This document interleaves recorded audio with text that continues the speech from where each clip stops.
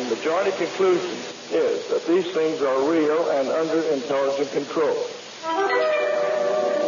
None of the evidence that I have examined would indicate any proof at all that we are being visited by extraterrestrials.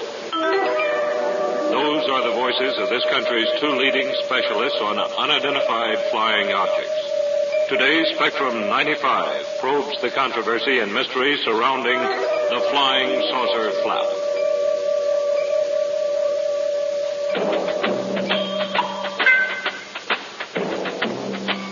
This is Al Moffett, KPRC News, reporting on a controversy heard from outside barbershops all the way to the halls of Congress. Is there such a thing as a flying saucer?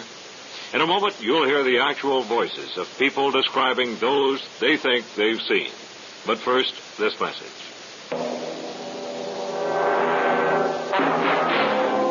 Some authorities claim sections of the Bible refer to UFOs. Most agree the history of flying saucers date back 200 years. During World War II, they were around, but called Foo Fighters. But no serious investigation began until the things got a name. A private pilot in Nevada named Kenneth Arnold in 1947 saw more than 7 discs flying some distance from his plane. He was asked to describe them. He said they looked like saucers, and the name stuck. The Air Force started its investigation of flying saucers. These things were generally laughed off as figments of somebody's imagination until the Washington flap in 1952. The information officer for the Air Force's investigation of UFOs was Al Chop. He lives near Houston today and is Deputy Public Affairs Officer for the Manned Spacecraft Center. He describes what happened in Washington that night. Well, there had been sightings made from the ground, people seeing strange lights in the sky. There had been a radar observation that happened on a Saturday night, and it was carried in the papers throughout the country the next day, the reports of the sightings. And that didn't cause too much of a stir. However, the following Saturday night, the same thing happened. The ground radar at Washington International was picking up UFO returns, and people were reporting eyewitness sightings of strange lights in the sky. And the press, having gone through this thing the week before, were better prepared, and they were down at the gate at the Washington International Airport and were asking for answers to their questions on what these things were that were being picked up by radar. Somehow they got the word that they were being picked up by radar, and so they called me at home, and I went on down there to see if we couldn't answer some of the questions. And when I got down there, why, Life magazine was there and a few other publications, some of the local newspapers. And we did ask the Air Defense Command to send up a flight of interceptors.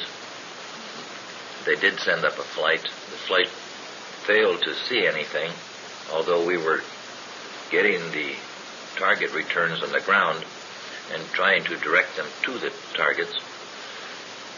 They failed to report that they saw anything, and subsequently they went back to Newcastle, Delaware, where they were based. Sightings made from the ground, people seeing strange lights in the sky. There had been a radar observation that happened on a Saturday night, and it was carried in the papers throughout the country the next day, the reports of the sightings. And that didn't cause too much of a stir. However, the following Saturday night, the same thing happened. The ground radar at Washington International was picking up UFO returns, and people were reporting eyewitness sightings of strange lights in the sky. And the press, having gone through this thing the week before, were better prepared, and they were down at the gate at the Washington International Airport and were asking for answers to their questions on what these things were that were being picked up by radar. Somehow they got the word that they were being picked up by radar, and so they called me at home, and I went on down there to see if we couldn't answer some of the questions. And along about 2 or 3 in the morning, we asked for another flight because we were still getting these returns. And they sent up another flight, and this time one of the pilots reported that he did see a group of lights that we were trying to direct him to, or a group of targets. And he flew towards them, and obviously from his report then they appeared to be all around him, which he reported to us. And then they moved off according to the ground radar and according to his report. He said they're going away. And he then returned to the base, and that's about the gist of what happened in Washington that night. Those UFOs were high in the sky, but some were reported from other parts of the country more down to earth, such as the UFO Mrs. Paul Trent of McMinnville, Oregon, said she saw in the early 50s. And I had to look up, and I seen this thing, and I ran into the house to tell him about it. And he went one way after a camera, and I went the other way after a camera, and between the both of us, we found it. Can you tell us what it looked like? Well, about the best thing I could say would be just about the size of a parachute, without any strings or anything like that. It was all flat on the bottom, and it was silvery color. That was about the only thing it was, that there was no smoke, no noise either once. How close to the ground did you say it was? Well, it was just above the electric light wires a ways. I just, the distance and stuff, I just don't know. It had hovered for a while, just like that, and he took the picture, and right just as soon as he took the picture, he wound the film to re-roll it, to take another one, and as soon as he took it, it turned and just took off very fast. And the report of Alfred Ernst, a Minnesota farmer, of an object that landed. It was hard to look at. I suppose about the size of a washing machine tub, but I mean one of these washing machines. Not a tub, but I mean the machine part, the tub part of it. So I suppose it could be 3 feet or so around. It wasn't the easiest thing to look at. It was fairly bright.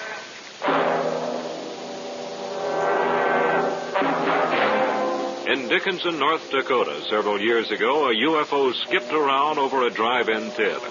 That sighting had a whole crowd of witnesses. The voice of Randall Young. My wife and I were at the Dickinson drive-in, and it was a clear night, and a lot of stars were out. And the wife called my attention to one star in particular, which was back of the screen a little ways, and asked me to watch it for a few seconds, which I did.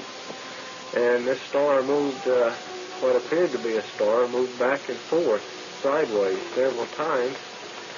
And then it traveled slowly towards the center of the theater there and stopped approximately over the top of the drive-in theater. And here again, it made several more sideways movements. And about that time, I figured that it wasn't an airplane because it was just a white light, something similar to a star. And when it got directly over the theater, why, I got out of the car and looked at the thing, and it seemed to be an oval, flat shape. When it got over the theater, why, you could make out some type of outline of it as the height. I don't know just exactly. About what size did it appear to you then? Oh, it was probably, I'd say about the size of a dishpan or so.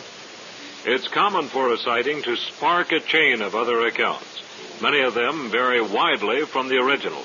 Listen to this housewife's account and make your own judgment. We were up on the second floor, and I looked out the kitchen window, and I saw this thing hovering near the Dickinson water tower, and it glowed a yellowish orange. At first, I thought it was the moon, but I've never seen a perfectly squared 1/4 of the moon.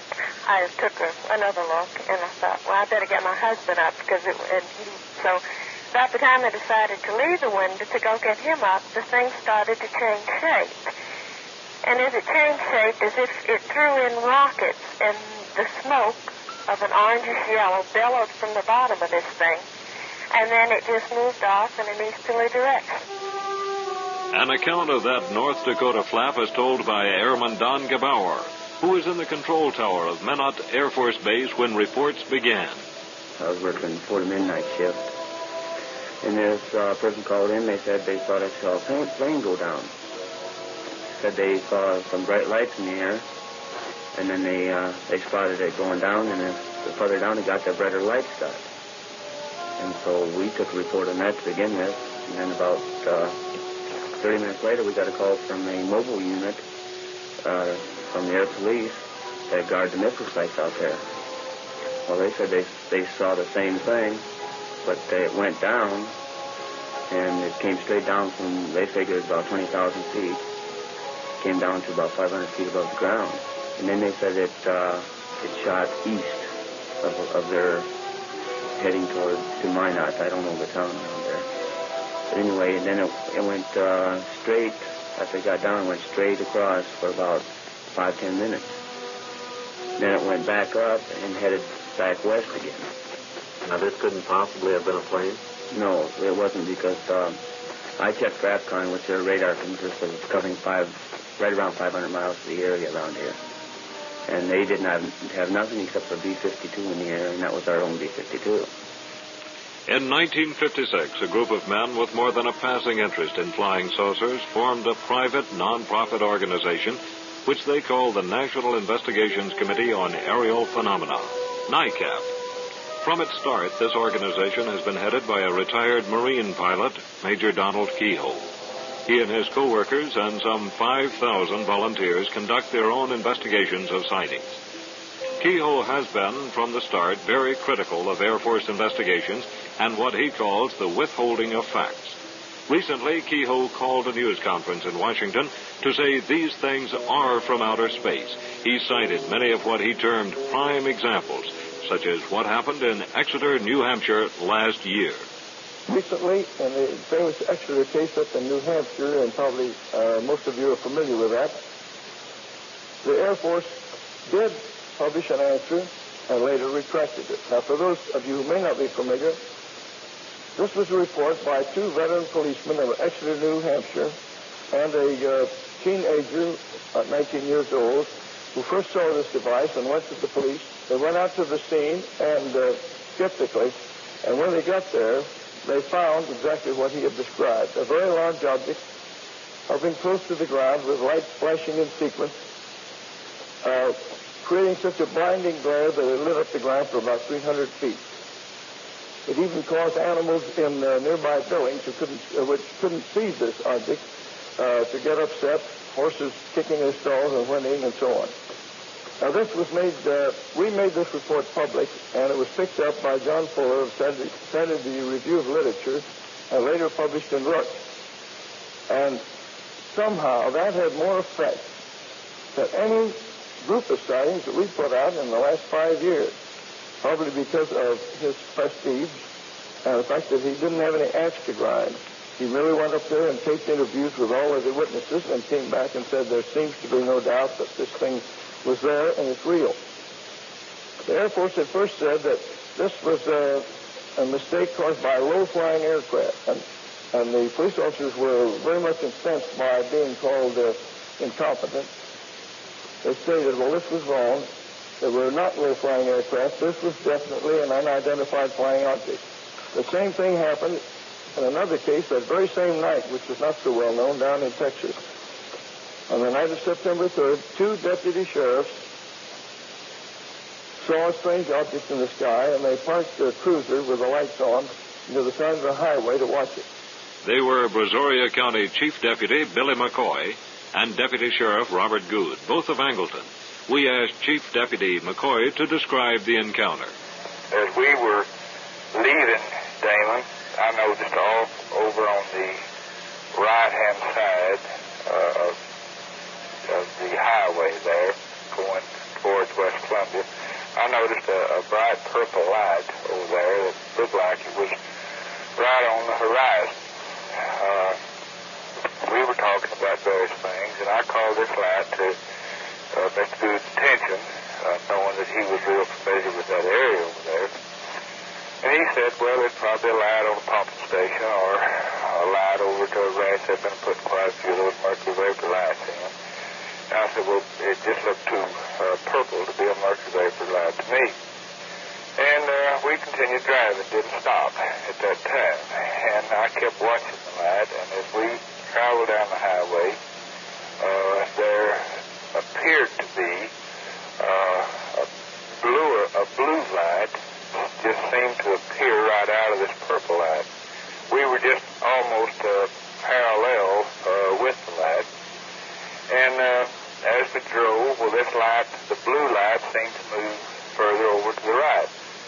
We pulled over on the right-hand side of the road and stopped and got out and looked at the light briefly. The blue light had moved a good ways from the purple light at this time. We made a U-turn there and stopped on the other side of the highway and got out and looked at these lights through binoculars. At this time, the lights seemed to float up in the air, just a very few degrees above the horizon, and just hang suspended there. So we got back in the car to drive back towards Damon to take one of the back roads and go over towards the San Bernard River to see if we could get closer to it.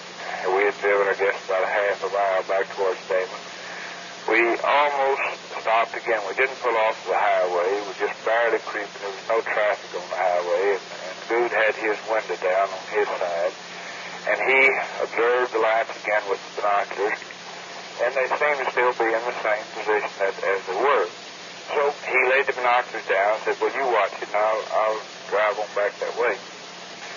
And just as we started up, he said, are the other lights still there? And I said, man, they're not there. They're right here on us. Well, the object had moved just in a blink of an eye, it seemed like, where they were to right beside the highway. Purple light was illuminating the inside of the patrol car, ground all around us. And here this thing was, just about, looked like it wasn't any more than 100, 150 feet in the air. It was right at the side of the highway, completely motionless. There was a bright, almost full moon, almost directly overhead. The moon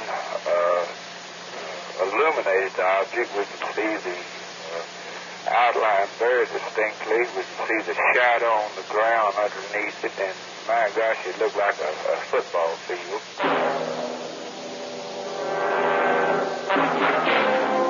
The flying saucer controversy raged anew last month when hundreds of people around Hillsdale, Michigan, saw a series of strange objects or things. The county sheriff there said this. The bright light, the bluish-green light, and so on, maneuverability from side to side, up and down. And a saucer-like shape to it. Mr. Manners, him and his son were out in the farm and observed this object go down into the swamp area. At the same time, we had 6 other cars out there, and a University of Michigan professor, they also observed the same thing, and everybody described the thing as the same. No sound to the darn things at all. Do you have any idea as to what they might be? I wish I did. I've had more phone calls here this morning than you take a stick at. I'm going to put a call into the defense office in Washington and see if they can come up with some answers for me. I'm going to have to call the government on this. Because we've got a lot of people who have seen this. Got over 50 people who have seen it at different times, different intervals. Everybody describes the things the same way.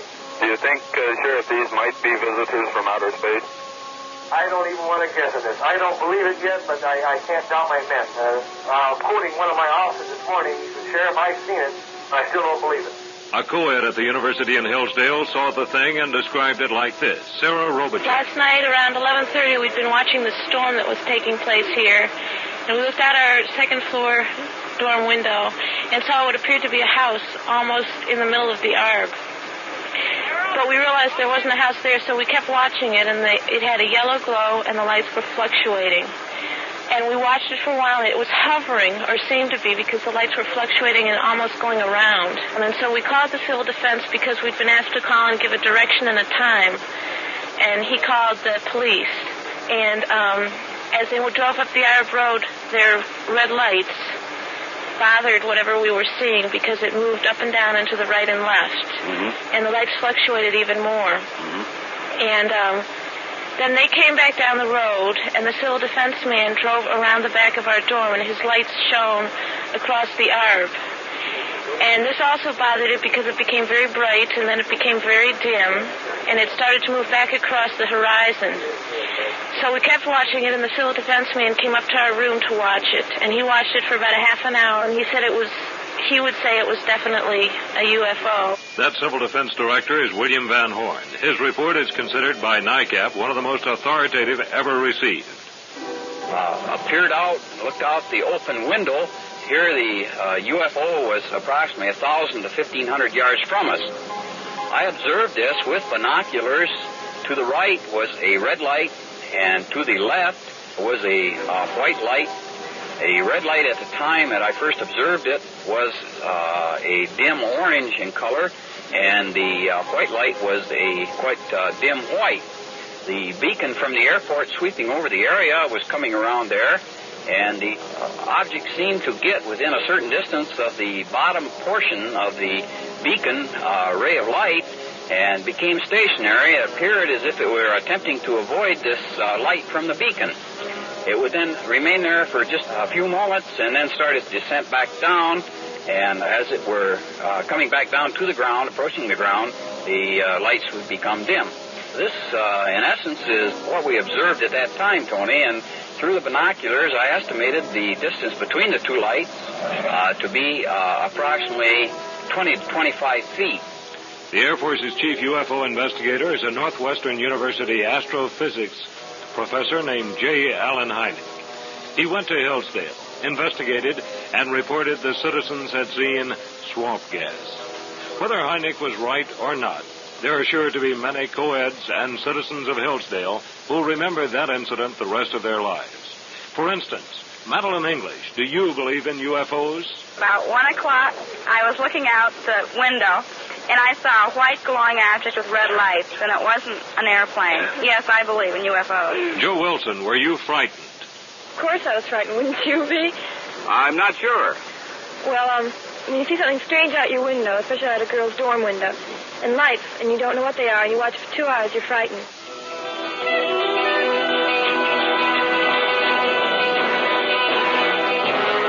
You've heard a series of UFO sightings that have been reported. Confused? If so, you're not alone. In the next section of Spectrum 95, we try to get an answer to the simple question, what is it? We've subtitled it, Would You Believe Swamp Gas? But now let's pause for the news. Spectrum 95. Part 2, the flying saucer flap, what is it?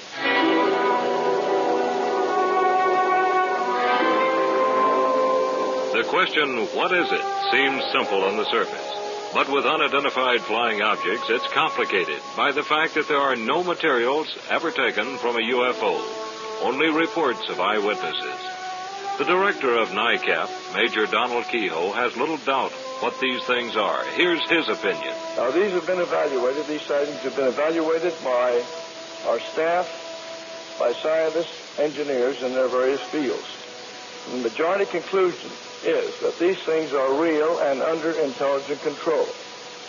Now, in that group which has reached that conclusion, there is another group, and it's the majority of that one, which believes that these things must be extraterrestrial because they are so far superior to anything we have. They base this on absolutely tracked speeds by radar, visual tracking, and combinations. Now, either all of these witnesses, every one of them, all of the thousands of witnesses here and abroad are absolutely wrong, honestly wrong, but they're wrong. They're unable to distinguish what they see in the sky, and I'm talking about pilots now. They cannot read radar scopes as well as they should. They can't track things with the cine theodolites or modern tracking devices. They make mistakes. All of them are wrong. Not one single man is right, or else these things are real, and there is secrecy, and the facts are being withheld. Flying saucers arouse so much public interest, there are several organizations established and many salaries paid to find out what they are or just to talk about them. Another who makes his living from flying saucers is the editor of a magazine called Flying Saucer News, published in California. James Mosley tells his opinion. These things are able to make right-angle turns.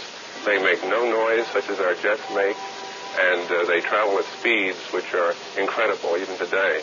So I don't believe it's anything that we have here on Earth as far as the known Earth governments are concerned. You're convinced they're things? Absolutely solid objects, yes, sir. Why?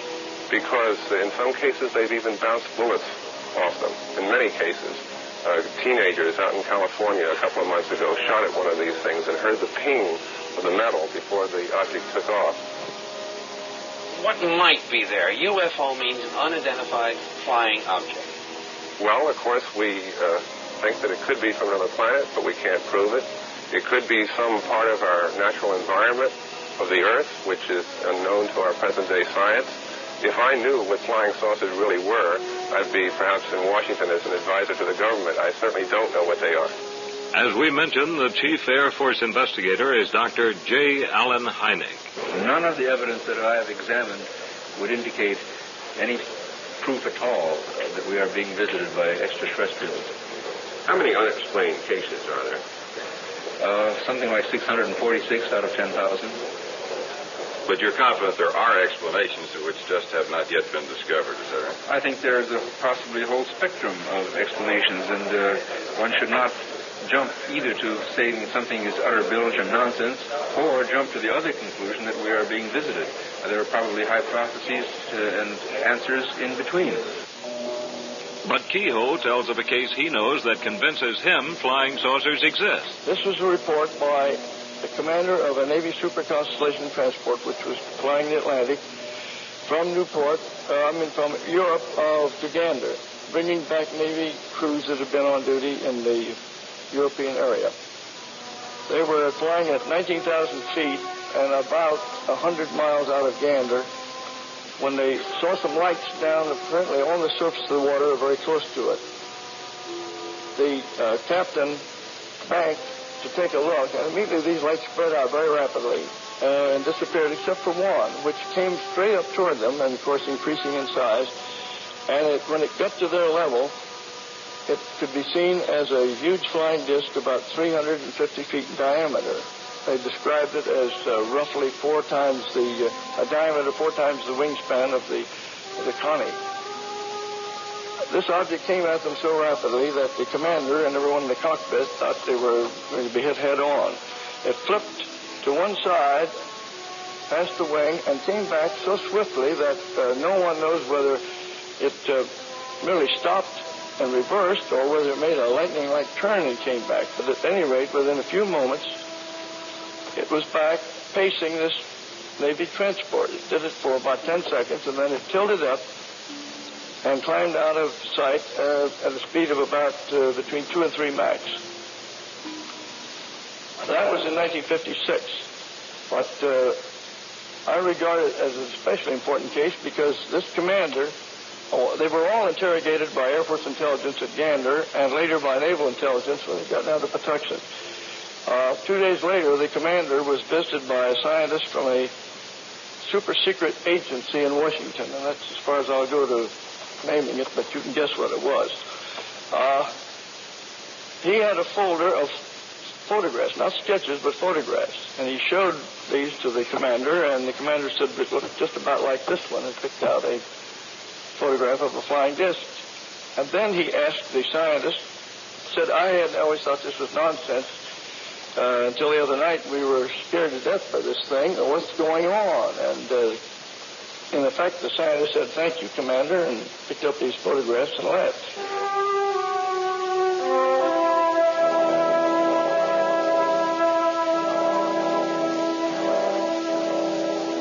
In an effort to balance this program with all views, I asked the Air Force for a spokesman to present more of the official reaction to UFOs. I was told the Air Force has no spokesman because, I was told, every time a spokesman is put on the air or in print, somebody tries to make the Air Force look silly. Incidentally, the CBS television network will present a special program this summer concerning UFOs, and the Air Force has named a spokesman for that program. I asked Lieutenant Colonel Hal Harlan, Chief of the Broadcasting Branch of the Air Force Office of Information, why them and not us. He said they had promised to make the Air Force look good. That may be one of the few times a federal official has openly stated he will help those who make him or them look good. The Air Force did provide me with a 12-page pamphlet concerning their investigations, which works under the code name Project Blue Book. From that pamphlet, this statement. To date, the firm conclusions of Project Blue Book are, 1, no unidentified flying object reported, investigated, and evaluated by the Air Force has ever given any indication of threat to our national security. 2, there has been no evidence submitted to or discovered by the Air Force that sightings categorized as unidentified represent technological developments or principles beyond the range of present-day scientific knowledge.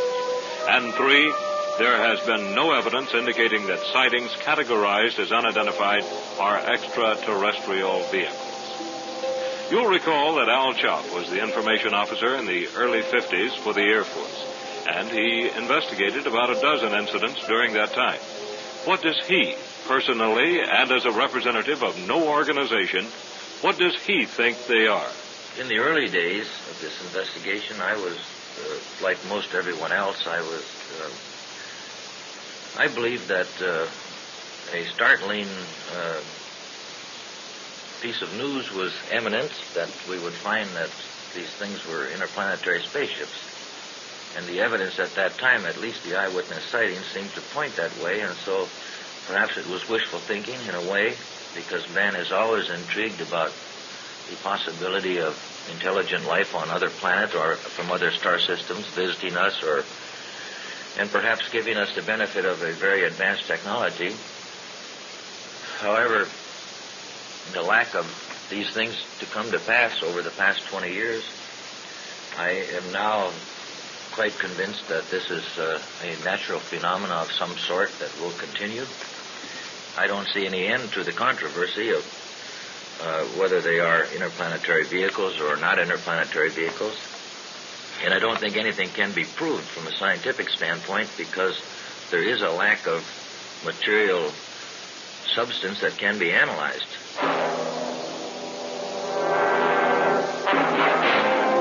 Dr. Bruce Rogers is Professor Emeritus of Mechanical Engineering from the University of Texas, and incidentally a member of the Board of Governors of NICAP. What does he think? I mean, there's no use of arguing about the matter. Let's get some measurements if we can.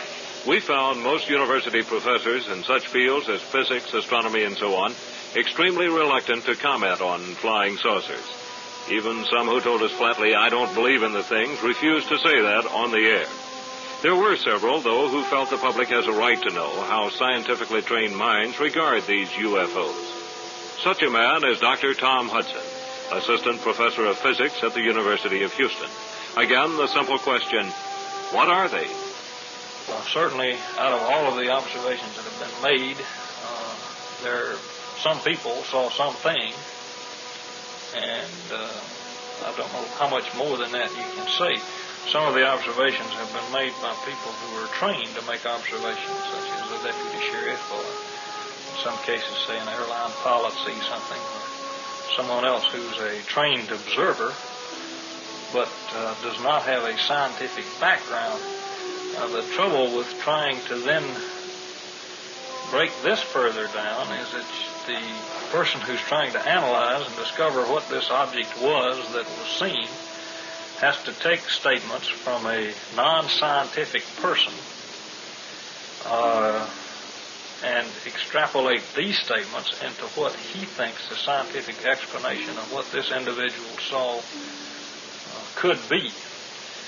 And the problems here are just insurmountable. In fact, in any other form of scientific research, this would be you just wouldn't accept such an observation as being a valid scientific observation, but this is the best you have in this case, so you try to go from there.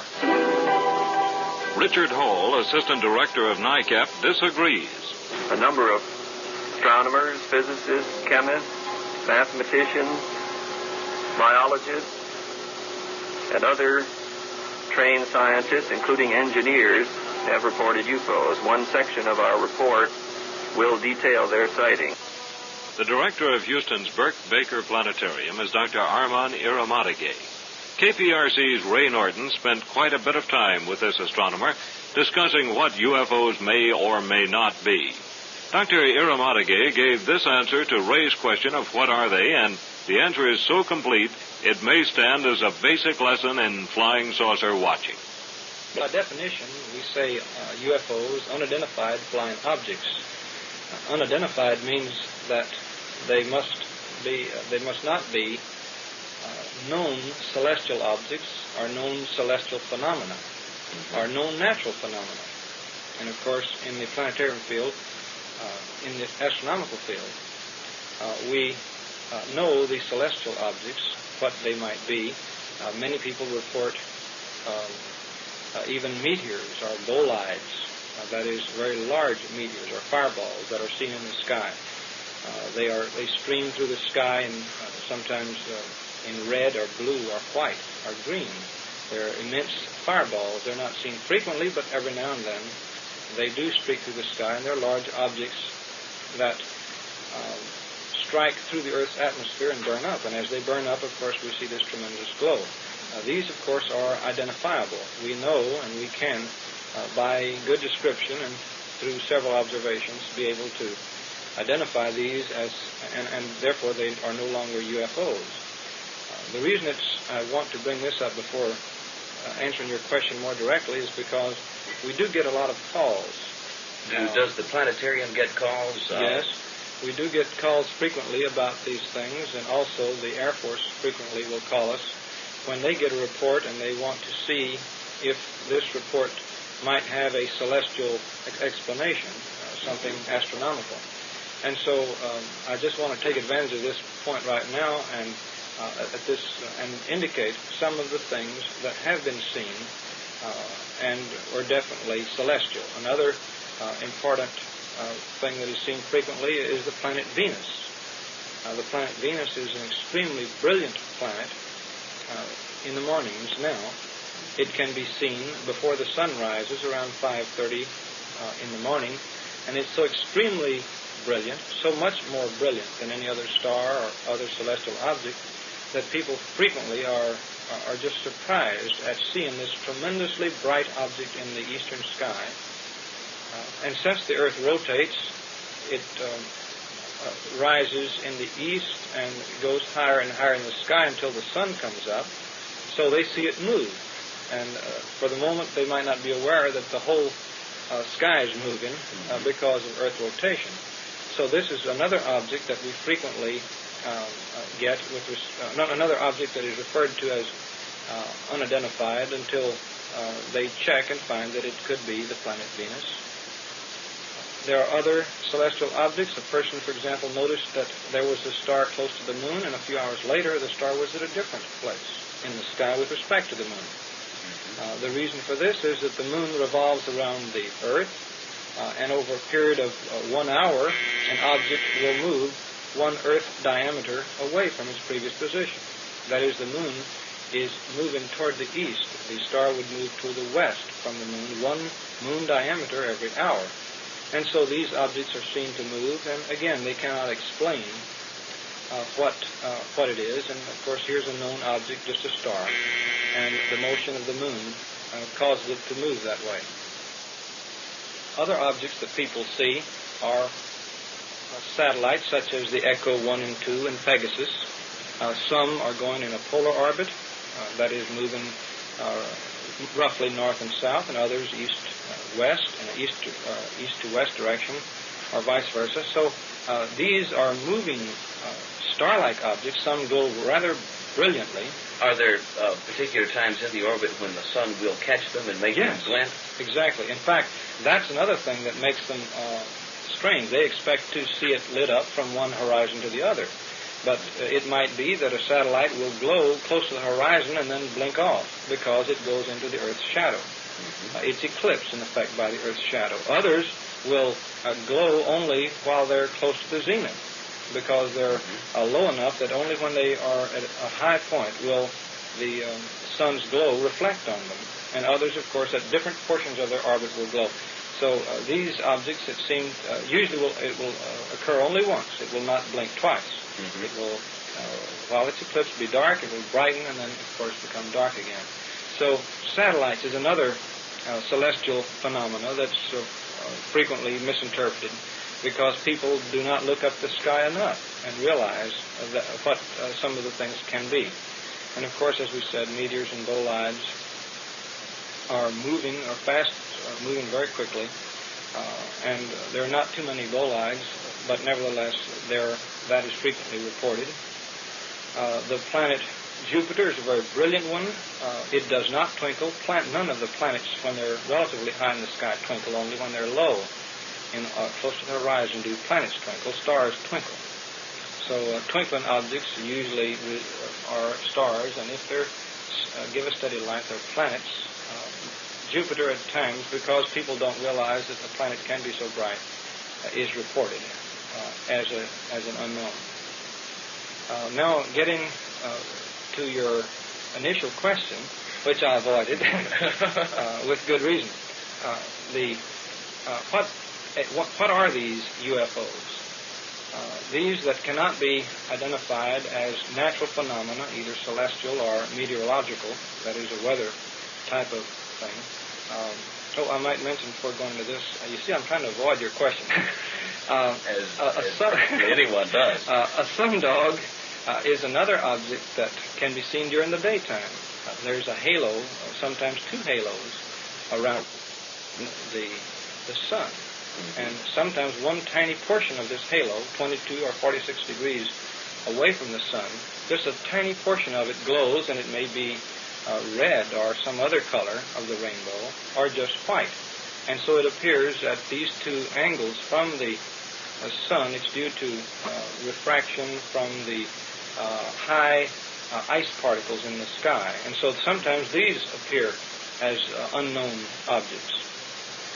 In other words, you would say that a great percentage of the many thousands of sightings can be contributed to astronomical and celestial phenomena. Yes. In fact, recently you might have heard of this object that struck a car on Highway 10. That's right. We don't know what it was. We investigated it.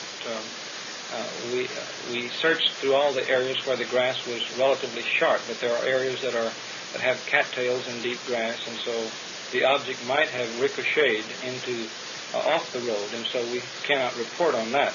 But that could have been a meteorite, and of course it was in hopes that it was that we did this search. But now, once we eliminate all these, and that's where maybe many thousands of these objects end up as being, we arrive at these that are unidentified, really cannot be explained by science today. There was one, for example, two colonels saw, they were command pilots working in the Pentagon, and it's reported in Project Blue Book. They saw two delta wing objects stream by them extremely fast, and they knew that the speed of these, they know the delta wings, they knew the F-86s perfectly well, and this I think was in 1952. It was during around 3 o'clock in the afternoon, and yet they were going towards Salt Lake City over Carson Sink in Nevada. Yet they knew that that no airplane could have gone at that speed. They saw no canopy or tail on it. This was going at a tremendous speed by their plane. They worked for the Pentagon. They knew perfectly well how to recognize anything that the United States has in the air. These two objects streamed by them, extremely fast speed, and took a slight bank and then disappeared. There were no known F-86s or other possible airplanes that could have been that close to them. This is a UFO, a valid UFO. At least it cannot be identified. And then the question that you asked me is difficult to answer. We don't know what celestial phenomena can explain. Certainly we know of no celestial phenomena at this time. Science does not know. That could explain these types of sightings. And it's for this reason that no one wishes to be to comment on as to what they could be. We just don't know. People who are highly scientifically trained and should certainly identify the known objects that it could possibly be, will not say what it was. They know what they saw, and they describe what they saw. And certainly this is the reason that right now the Secretary of the Air Force is being prodded into establishing a committee, possibly of civilians, to study these phenomena, what they are. Of course, I can't say what they are. All we can say is that these people must see something, and that they're not creating a hoax or lying. They're seeing something, and we just can't define what it is.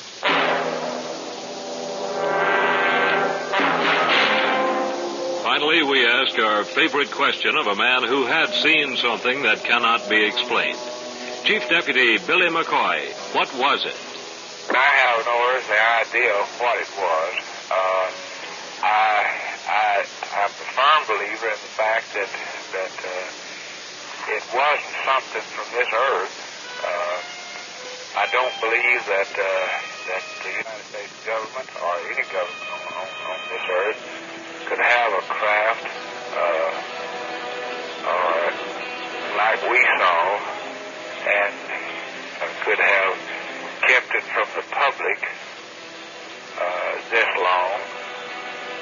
I don't believe that if they had a craft, I do believe that if they had a craft of this kind, that it certainly wouldn't have been down in the area at night that we saw it in, just fooling around. Still confused? On the next section of Spectrum 95, coming up in a few minutes, we'll discuss some of the theories and the charges of Air Force secrecy. But now, let's pause for the news.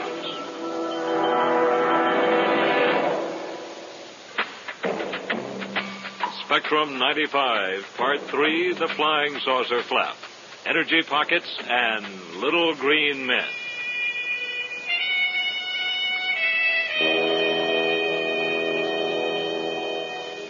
Somehow, long ago, the conception of little green men became attached to flying saucers.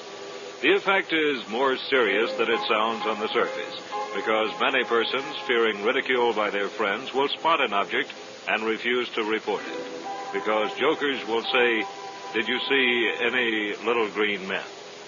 Don Berliner is a freelance science writer who makes his home in Washington, but most of his time is spent away from the typewriter and out as a volunteer for NICAP. He recently talked about men from other worlds. The great majority of these reports are in the hoax category. As the Major mentioned, the late George Adamski made quite a stir some years ago, writing books about his fanciful trips to various planets in flying saucers and the golden-haired space beings that he had met. We investigated this man quite thoroughly because of all the stir that he created, and discovered that most of his claimed background was completely fraudulent. He claimed at one time to be an astronomer from Mount Palomar. Now, this is rather impressive on the face of it, but it turns out that he was located at Mount Palomar, and he had a telescope, but the telescope was parked right outside his hamburger stand. This is, unfortunately, the sort of thing we do run into. However, there is at least one case of a reported occupant of a UFO, which seems quite substantial. The Air Force agrees with us that the case is definitely not explainable as anything conventional.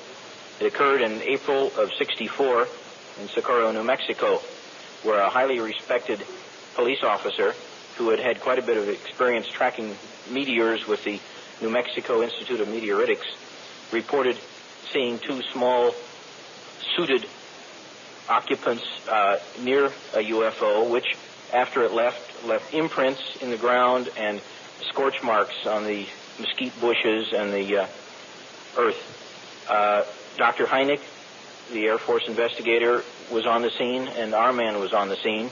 And when Dr. Hynek left, he admitted openly that he was more puzzled than when he had arrived. So this is perhaps the only case where an occupant of one of these craft has been reported, which has really stood up under investigation. Could there be life elsewhere in this universe? Arman, Eramonagay. It's my assumption, and I think I'm right, that it's not beyond the realm of possibility that there is some form of life on another planet in our galaxy or around another star, another sun. Is this right? I think that is quite possible. In fact, it's probable that among the billions of stars in our own galaxy, there would be many that would have planets. In fact, many of the stars have other stars going around them, and these are called binary stars. So it's not at all impossible that in the same fashion in which such a tremendous number of stars do have other bodies going around them, that these other bodies could be totally inert, that is, planets that go around them. And these planets, in all probability, somewhere in our galaxy, among these billions of stars, certainly it's within the realm of possibility that there could be life on some of these planets that have evolved through normal changes of temperature as these planets would form. One of the real puzzlers in UFO investigating history has been several instances of radioactivity found after a sighting. Major Donald Kehoe. Some of those there isn't any question about. They've been down. In one case, the ground was found highly radioactive. One of these things touched for a few moments. This was up in Virginia about a year and 2 months ago. It was one of those reports which, when I first heard of it, I thought, well, that's nonsense. And then two DuPont Company engineers went in there with Geiger counters and checked it. They said it was very hot. Dr. Bruce Rogers. What could cause this? That's the thing that I'd like to know. I mean, if we could tell what caused, if we knew what this, if there was radioactivity, if we knew some other things, we might be able to get a start on what kind of a power plant these things have, if there is such a thing as a flying saucer. Al Chop. Here we're making conjecture now that there are solid objects. I'm not sure anymore that there are. When I say a phenomena, it could be a source of light or it could be energy in the atmosphere. And I don't know very much about that, but some of the scientists feel that there may be some blobs of pure energy floating around, maybe perhaps as a function of something that comes from the sun. Dr. Tom Hudson. Perhaps. All you can say is that maybe. I think that geologically there are some other forms of energy. I don't know the form or context it takes, but I have heard of this concept of ball lightning, which is a glowing circular ball of some type of plasma evidently has been observed in our atmosphere. But what it is, what causes it, where it goes, I don't think that it's generally known or accepted in any particular theory. As you heard earlier, one of the charges that Major Donald Kehoe has leveled against the Air Force is secrecy. All of them are wrong. Not one single man is right, or else these things are real. And there is secrecy, and the facts are being withheld. Major, do you believe that the Pentagon knows about whatever the truth here is, that the President also must inevitably know about it, and therefore the President is at the top, the one who's responsible for not letting the public have the facts? Can there be any other suggestion in what you say? I don't believe it's absolutely certain that the President has all these details, because I remember back to when President Truman called for a briefing during some excitement during his second administration, I believe it was. He had known nothing about it except what he read in the newspapers, according to what this intelligence officer told me. And this captain, it was Captain Edward Ruppel, head of the project at that time. He gave the President a rather thorough briefing and said that they didn't find any definite proof that these were or were not space devices. They certainly didn't see any evidence of hostility. Therefore, they weren't too much concerned. That was, however, they were concerned because there was a terrific outbreak of sightings right at that time, and they were all over the headlines all over the country. Since the Air Force would not provide us with a spokesman to answer this charge, we had to look elsewhere for an answer.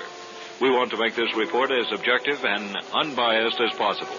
Actually, NICAP provided the answer, a tape recording from 1961 when the Air Force did have a spokesman. Then Major William Coleman, who had this to say about the secrecy charges. Again, let me remind you that this was 5 years ago. There is no truth to the charges and allegations that the Air Force is withholding information from the public on this subject. We do, in some cases, withhold the names of the people involved in the sightings because it would attract the idle curiosity of sensation seekers. In some limited instances, we will withhold information on our investigative techniques because we use these techniques to evaluate other intelligence information. And finally, we withhold information in some limited instances because we could possibly reveal sensitive areas within our air defense system. In any case, withholding of information is done for strictly legitimate security reasons. Al Chop was among the first to take part in Air Force investigations. We asked him about the secrecy charge. Well, I don't think that the Air Force does put out the sightings on a regular basis, and I don't know the reasoning why they don't. I know we did not when I was with the project. The person making inquiry had to be specific about which sighting he wanted the details on, and if he could do this, we would give him the details. All of the details? All of the details pertaining to a particular sighting that he had to identify. However, most of the sightings in those days, at least, were made by pilots and military personnel, and of course the general public didn't know they had been made or reported. But I don't think the Air Force is deliberately withholding information. I think the information is not forthcoming simply because the Air Force doesn't have it. I'm sure if the Air Force had the answer to this enigma, they would be more than happy to scratch it off their books and explain it to the public. Dr. Tom Hudson from the University of Houston then made this logical observation. I can see no advantage to the Air Force to withhold information. If it were a foreign country's device, then the Air Force could probably get money to build one of their own from Congress if they could show that somebody else had one of these. And if we didn't get one, we were going to be behind. If it were from outer space, well, we could perhaps get more money in the space budget to make contact with these alien beings and look at all of the scientific advancement they could provide us, and all the money we would save by taking advantages of their progress. Our examination of the flying saucer flap has been, by necessity, a brief one, and we only skimmed the surface of officials. But in all fairness, it should be pointed out that we did not encounter any Air Force secrecy in our investigation. We did note several curious quirks that, in my opinion, could be changed to the betterment of all concerned. First, for information on Project Blue Book, we called the project's headquarters at Wright-Patterson Air Force Base in Dayton, Ohio. They were cordial, but when I said I am a newsman, Project Blue Book referred me immediately to their information officer. This, I found out in a moment, was not at Wright-Patterson, where the investigations are being conducted, but at the Pentagon in Washington, D.C., nearly 400 miles away. Not even at the Pentagon is there a Project Blue Book officer, but the reports are disseminated through the Air Force Information Office. Since almost every Air Force base in the world has its own staff of information officers, this seems a strange departure from the normal, especially because of the high interest of this project. The Air Force did provide me with their Project Blue Book, which was a disappointment. It's only 12 pages long. Of those, 1 page is devoted to listing those materials which the Air Force no longer has available. 1 page is a list of suggested reading material on astronomy, physics, and UFOs. Incidentally, this may be part of the bad blood between NICAP and the Air Force, because Donald Keogh's books are not listed. 2 pages of Project Blue Book are given over to sightings of meteors, and the last page is blank. The 7 remaining pages of Project Blue Book are a description of the Air Force's program and a statistical summary, but no specifics, on UFOs since 1947. In comparison, NICAP's book, entitled The UFO Evidence, is nearly 200 pages long, contains 200,000 words, and many specific examples. The Air Force's is free. NICAP's costs $5. More in a moment.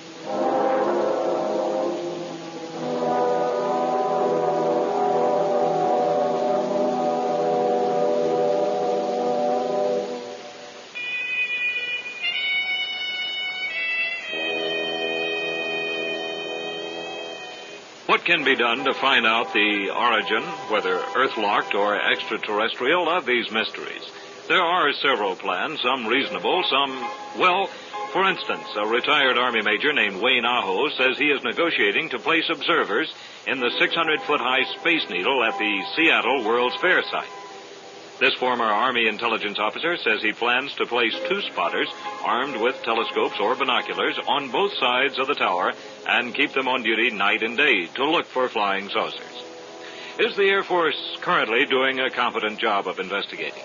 Congressman George Miller, chairman of the House Space Sciences Committee, says yes. Congressman Mendel Rivers, chairman of the House Armed Services Committee, says yes. And this rules out a congressional hearing on the matter. So we ask Arman Eramonagay.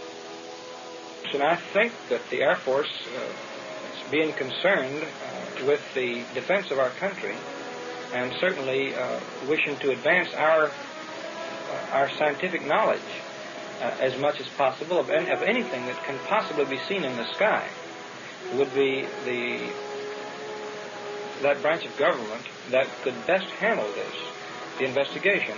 However, I do think that possibly a committee at congressional level, that is, possibly appointed by the President or Congress, should have the right to, would actually be the body that would determine policy, overall policy. And the Air Force should be the one to carry out the studies. They're the best qualified. They certainly have the personnel, and I think they're the ones that should do it. Dr. Rogers of the University of Texas feels differently. Do you think another government agency besides the Air Force would be better qualified to investigate? Personally, I'd rather not have the government in it at all. You think a private organization such as NICAP? Private organizations, because as soon as you get into government, then you got politics. Al Chop. I think the Air Force is doing everything it can and everything that is possible. You have to remember you're dealing with sighting reports.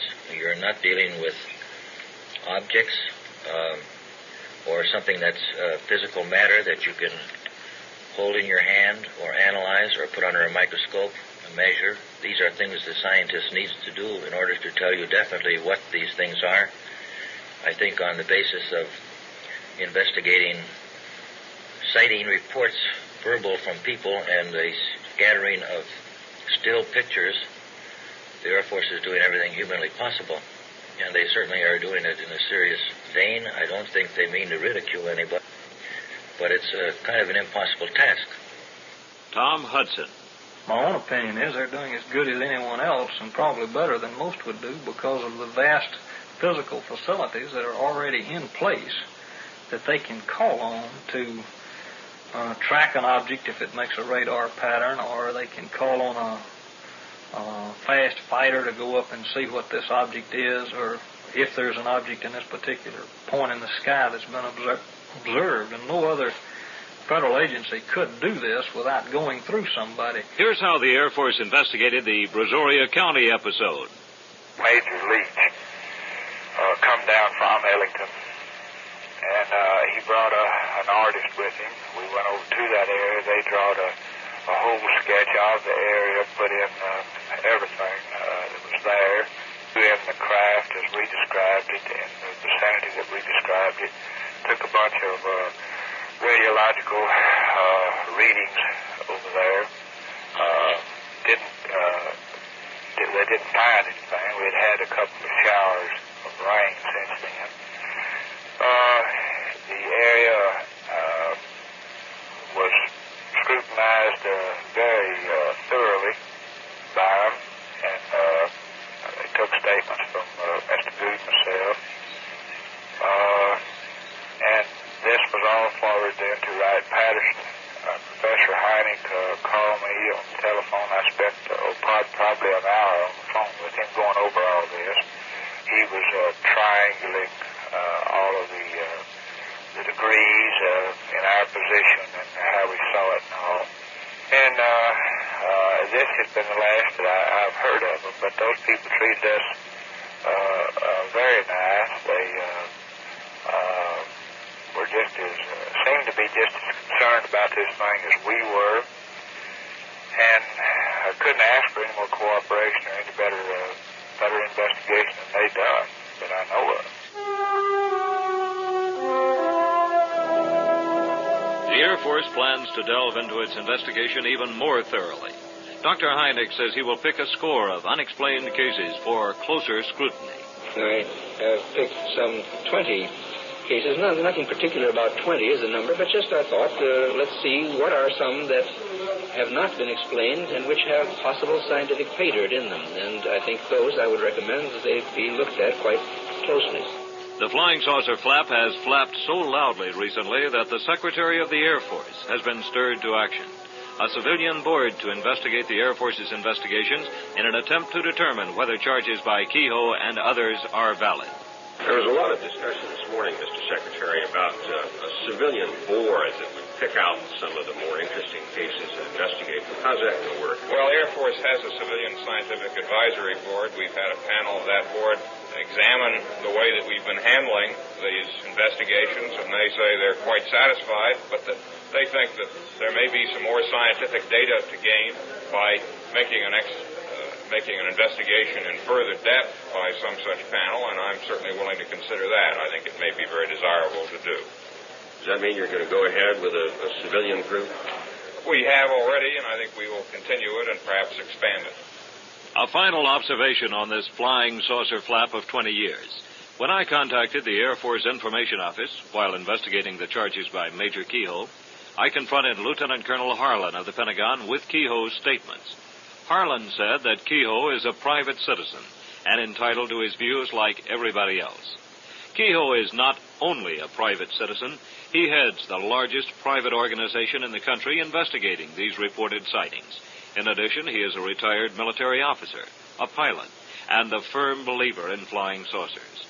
Perhaps he has gone too far in stating without sufficient scientific evidence that these things are from outer space. But it seems the nation might be better served if this private organization and the Air Force were to patch up their differences, bury the swamp gas, so to speak, and consolidate their efforts.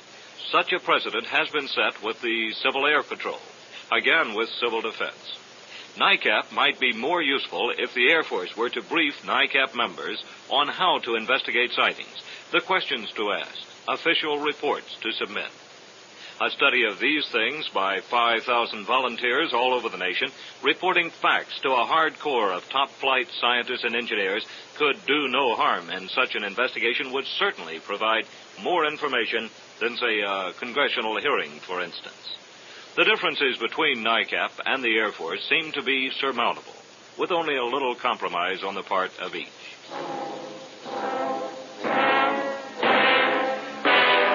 This is Al Moffett, KPRC News, reporting on the flying saucer flap.